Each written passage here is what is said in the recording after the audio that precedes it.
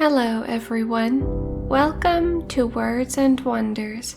Today I will be reading one of the many stories by H.P. Lovecraft, The Quest of Iranon. Please like and subscribe if you like what I do here. Now, let's begin.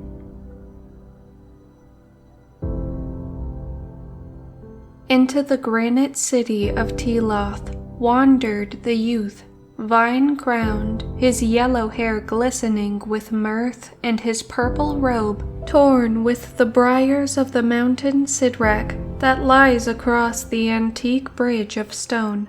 The men of Nyarlathotep are dark and stern, and dwell in square houses, and with frowns they asked the stranger whence he had come, and what were his name and fortune. So the youth answered, I am Iranon, and come from Era, a far city that I recall only dimly, but seek to find again. I am a singer of songs that I learned in the far city, and my calling is to make beauty with the things remembered of childhood.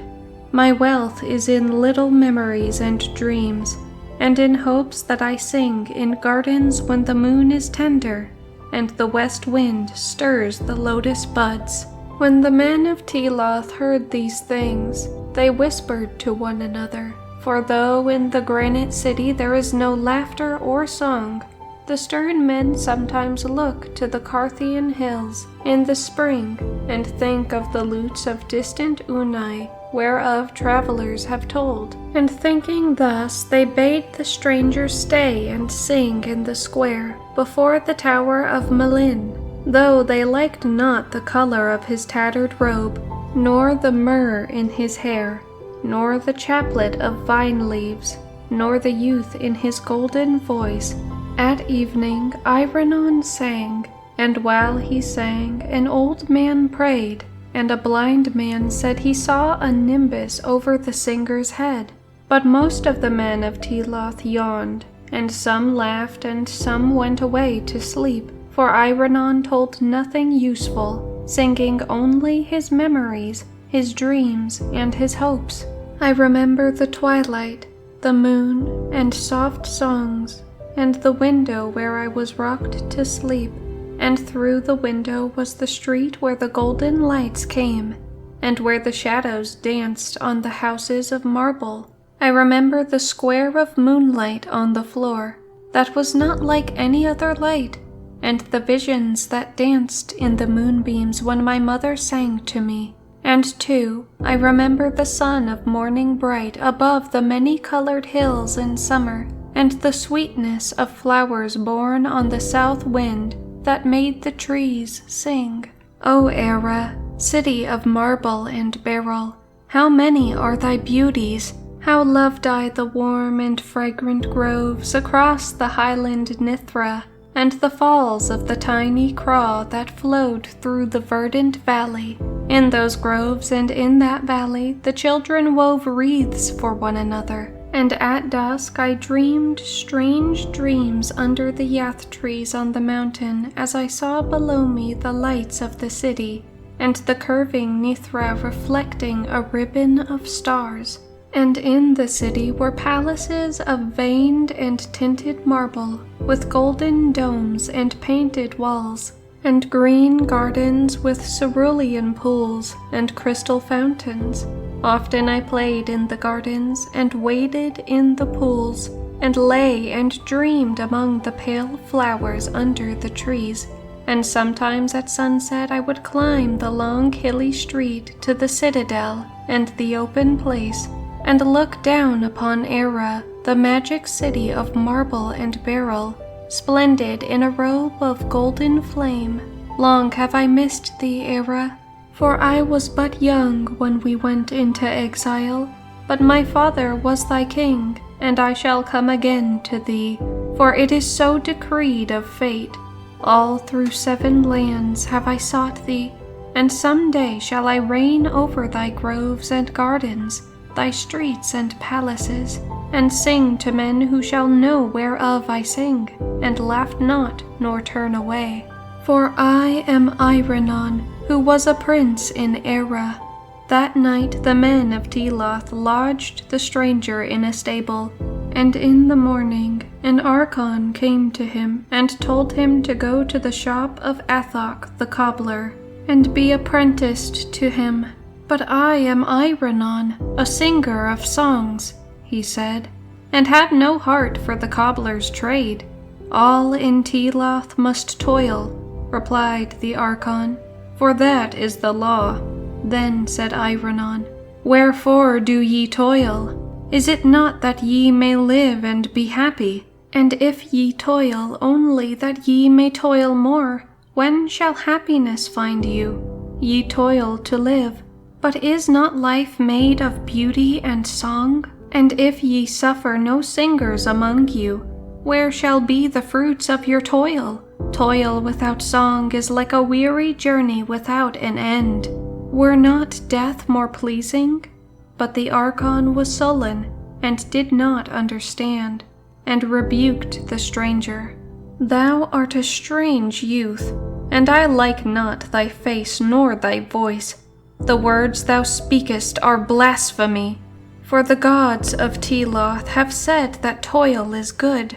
Our gods have promised us a haven of light beyond death, where there shall be rest without end, and crystal coldness amidst which none shall vex his mind with thought, or his eyes with beauty. Go thou then to Athok the cobbler, or be gone out of the city by sunset. All here must serve, and song is folly." So Iranon went out of the stable, and walked over the narrow stone streets between the gloomy square houses of granite, seeking something green in the air of spring. But in Teloth nothing was green, for all was of stone. On the faces of men were frowns, but by the stone embankment along the sluggish river Zuro sate a young boy with sad eyes, gazing into the waters to spy green budding branches washed down from the hills by the freshets. And the boy said to him, "Art thou not indeed he of whom the Archons tell, who seekest a far city in a fair land? I am Ramnad, and born of the blood of Teloth, but I am not old in the ways of the granite city, and yearn daily for the warm groves and the distant lands of beauty and song. Beyond the Carthian hills lieth Unai, the city of lutes and dancing, which men whisper of and say is both lovely and terrible. Thither would I go if I were old enough to find the way, and thither shouldst thou go, and thou wouldst sing and have men listen to thee. Let us leave the city Teloth, and fare together among the hills of spring. Thou shalt show me the ways of travel, and I will attend thy songs at evening when the stars one by one bring dreams to the minds of dreamers. And peradventure it may be that Unai, the city of lutes and dancing, is even the fair era thou seekest. For it is told that thou hast not known Era since old days, and a name often changeth. Let us go to Unai, O Iranon of golden head, where men shall know our longings and welcome us as brothers, nor ever laugh or frown at what we say." And Iranon answered, "Be it so, small one. If any in this stone place yearn for beauty, he must seek the mountains and beyond, and I would not leave thee to pine by the sluggish Zuro. But think not that delight and understanding dwell just across the Carthian hills, or in any spot thou canst find in a day's, or a year's, or a lustrum's journey. Behold, when I was small like thee, I dwelt in the valley of Narthos, by the frigid Zari, where none would listen to my dreams, and I told myself that when older, I would go to Sonara on the southern slope, and sing to smiling dromedary men in the marketplace. But when I went to Sonara, I found the dromedary men all drunken and ribald, and saw that their songs were not as mine. So I traveled in a barge down the Zari to onyx-walled Jarin, and the soldiers at Jarin laughed at me and drave me out, so that I wandered to many other cities. I have seen Stethilos, that is below the great cataract, and have gazed on the marsh where Sarnath once stood. I have been to Thra, Ilarnik, and Cadatheron on the winding river Ai, and have dwelt long in Oletho, in the land of Lomar. But though I have listeners sometimes, they have ever been few, and I know that welcome shall await me only in Era, the city of marble and beryl, where my father once ruled as king.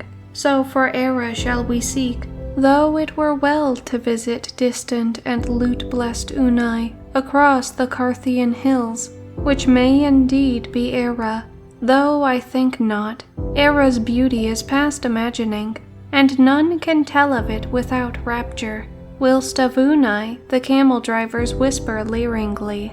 At the sunset Iranon and small Romnod went forth from Teloth, and for long wandered amidst the green hills and cool forests.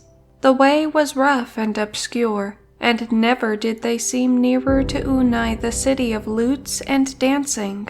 But in the dusk, as the stars came out, Iranon would sing of Era and its beauty, and Romnod would listen, so that they were both happy after a fashion. They ate plentifully of fruit and red berries, and marked not the passing of time. But many years must have slipped away. Small Romnod was now not so small, and spoke deeply instead of shrilly, though Iranon was always the same, and decked his golden hair with vines and fragrant resins found in the woods. So it came to pass one day that Romnod seemed older than Iranon, though he had been very small when Iranon had found him, watching for green budding branches in Teloth beside the sluggish stone-banked Zuro. Then one night when the moon was full, the travelers came to a mountain crest, and looked down upon the myriad lights of Unai. Peasants had told them they were near, and Iranon knew that this was not his native city of Era. The lights of Unai were not like those of Era, for they were harsh and glaring, while the lights of Era shine as softly and magically as shone the moonlight on the floor by the window, where Iranon's mother once rocked him to sleep with song. But Unai was a city of lutes and dancing, so Iranon and Romnod went down the steep slope, that they might find men to whom songs and dreams would bring pleasure. And when they were come into the town, they found rose-wreathed revelers, bound from house to house, and leaning from windows and balconies, who listened to the songs of Iranon, and tossed him flowers and applauded when he was done.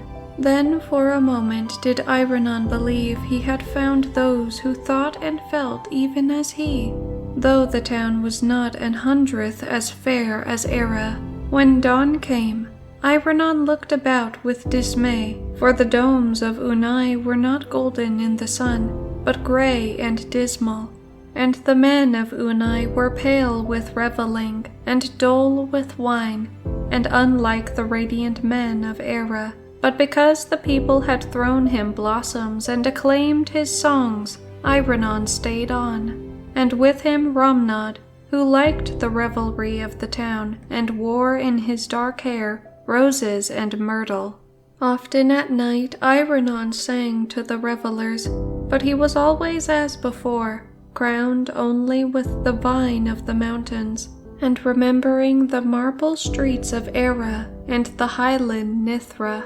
In the frescoed halls of the monarch did he sing, upon a crystal dais raised over a floor that was a mirror, and as he sang he brought pictures to his hearers till the floor seemed to reflect old, beautiful, and half-remembered things, instead of the wine-reddened feasters, who pelted him with roses, and the king bade him put away his tattered purple, and clothed him in satin and cloth of gold, with rings of green jade and bracelets of tinted ivory, and lodged him in a gilded and tapestried chamber on a bed of sweet carven wood, with canopies and coverlets of flower-embroidered silk. Thus dwelt Iranon in Unai, the city of lutes and dancing.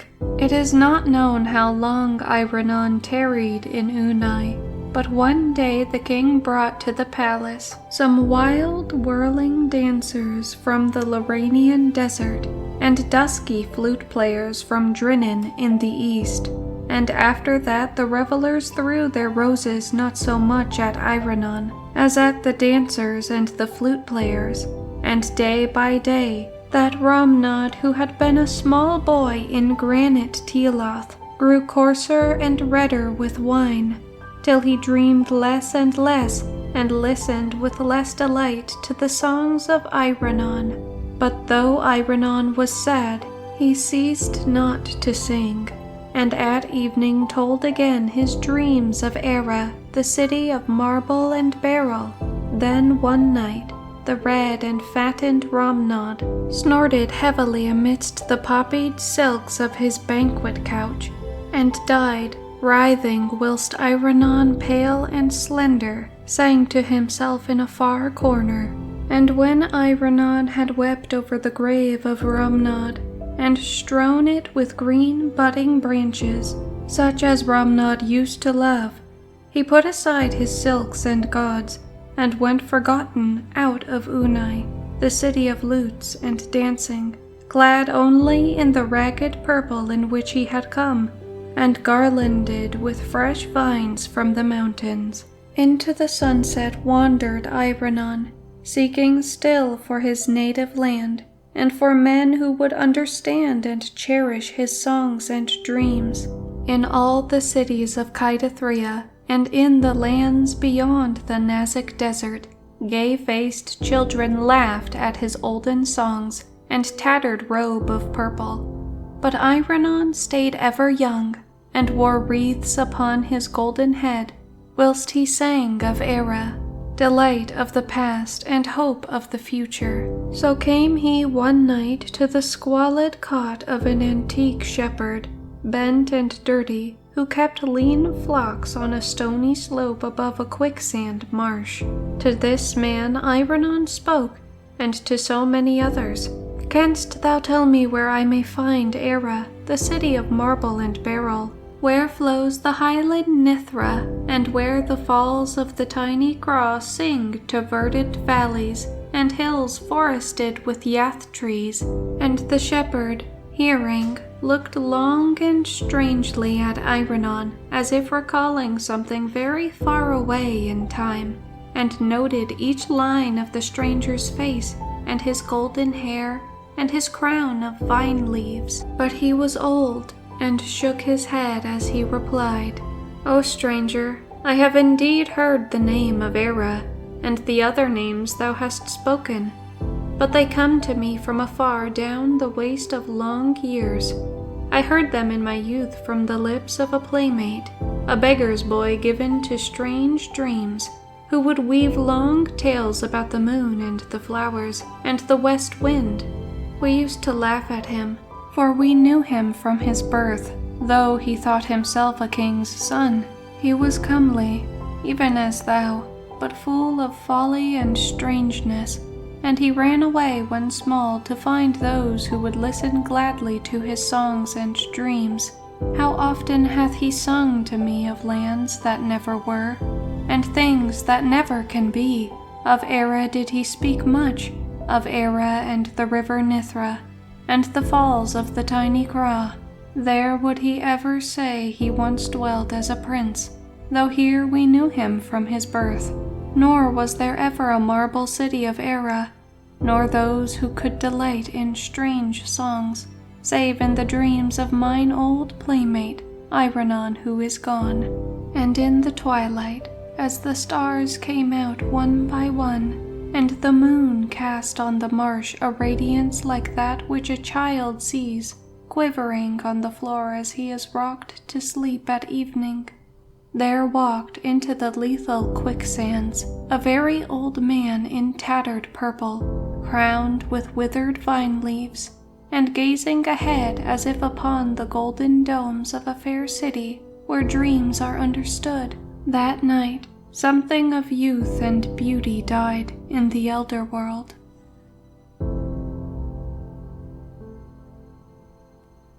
Thank you guys for watching, and if you would like to hear more stories like this, feel free to like, subscribe, and comment down below. Bye bye.